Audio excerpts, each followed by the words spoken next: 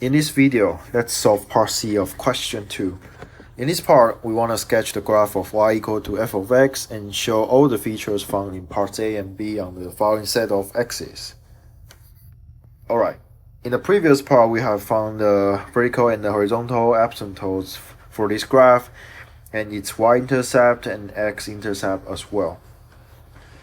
So our next thing to do is we want to find out the behavior of this function around its vertical and horizontal asymptotes. So first, let's look at its behavior around its vertical asymptotes. This amounts to finding the left and the right limit of this function when x goes to 2. Okay, so first the right limit x goes to 2 from the right of f of x is equal to the limit x goes to 2 positive of 1 minus 1 over x minus 2. Okay, when x goes to 2 from the right, x minus 2 will be an arbitrarily small positive number. So its reciprocal 1 over x minus 2 will be an arbitrarily large positive number.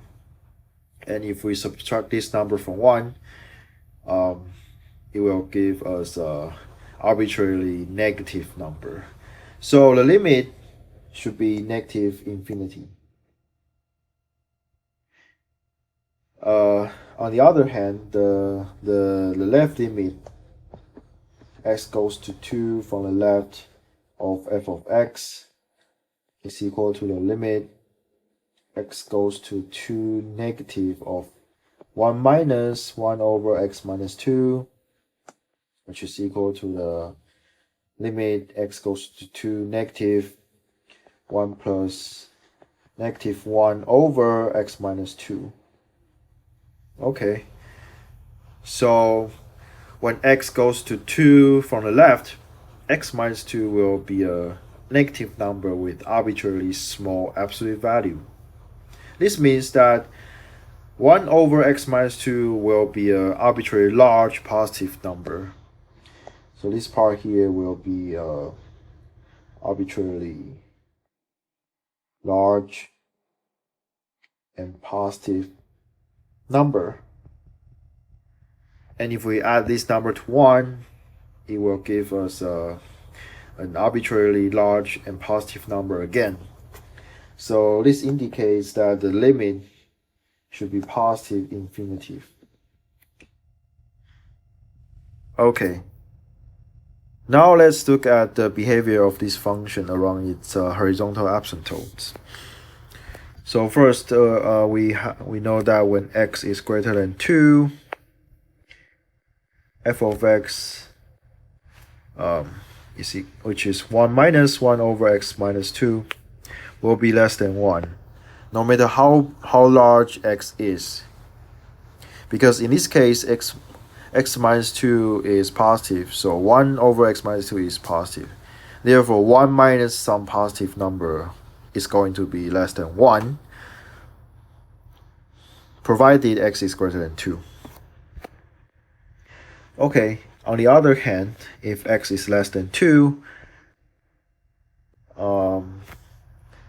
then f of x, the function, which is 1 minus 1 over x minus 2, will be greater than 1, no matter what x is.